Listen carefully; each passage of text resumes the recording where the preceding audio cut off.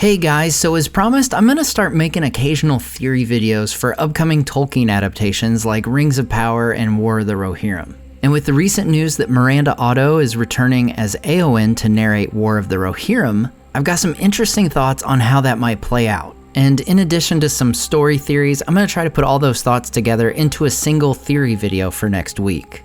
But today, I wanted to talk about this black sword that we've seen now in 3 promo images for Rings of Power. And we're actually going to cover 2 theories today. First, what I think is the most popular theory, and the one I immediately thought of when the posters were released. And then I'll present my new theory that I think is far more likely.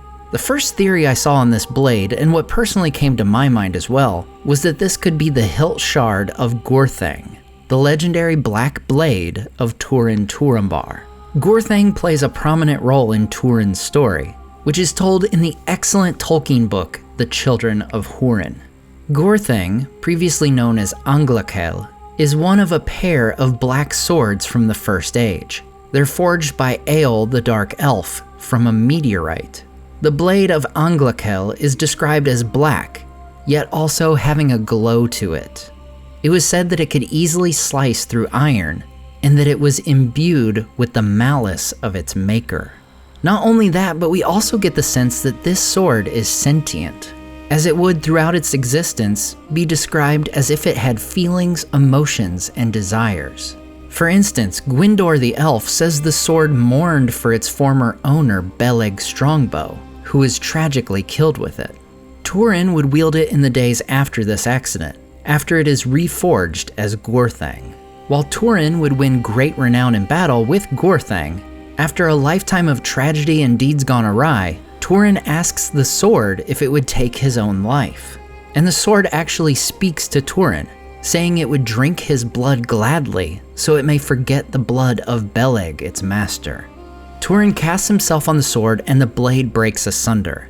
It is then buried with Turin beneath the Stone of the Hapless, a memorial to him and his sister. Now, as for this being the black sword in the Rings of Power, there are a couple things that seem to line up.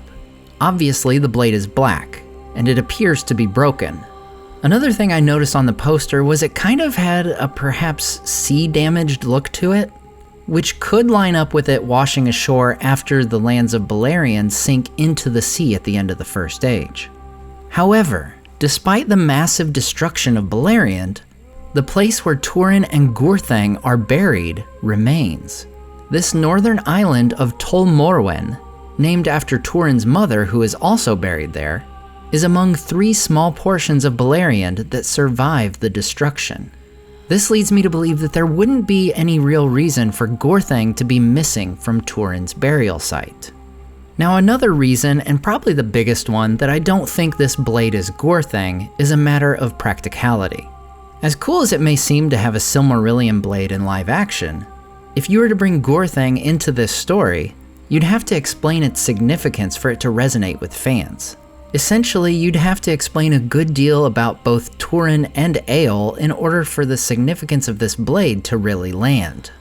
Otherwise, it's just a cameo that doesn't really make much sense. I just don't see them using the screen time that it would take to explain the significance of Gurthang to the audience. And if they aren't going to do that, there's really no reason to include Gurthang in the story. And there's the obvious point that they would have to get the Tolkien estate's permission to even use Gurthang, which I doubt would happen for something like this. These same reasons could also be used to rule out the second of the pair of black blades, Englund, which was likely taken with Aedhel to Gondolin, but no other history of it is known. Now this is where my new theory comes in. When it comes to guessing things about this show, I think there'll definitely be things that tie back to the First Age. The image of the 2 trees and the recent promo featuring the Nirnaeth Arnoediad art convey as much. However, I think there will also be a lot of things intentionally tying into the Third Age and the Lord of the Rings. Not only because that's the story casual fans will be familiar with, but also because that's the direction the story is moving toward. And that's just part of the reason that I believe this is a Morgul blade. Last month, showrunner Patrick McKay posed the question of wouldn't it be interesting to see the origin of the Witch King?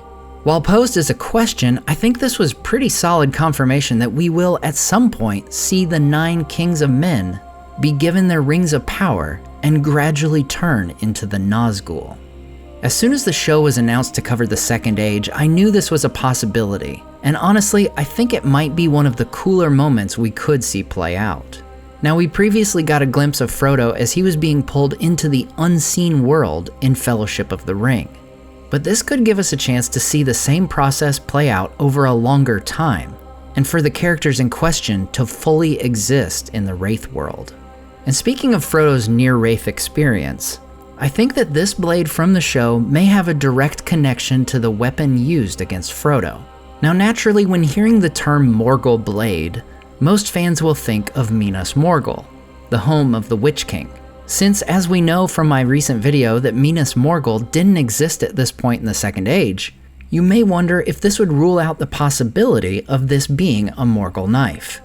While Morgul blade and Minas Morgul share etymology, it's worth noting that it doesn't explicitly state that Morgul knives originated in Minas Morgul, for the term Morgul simply means dark sorcery.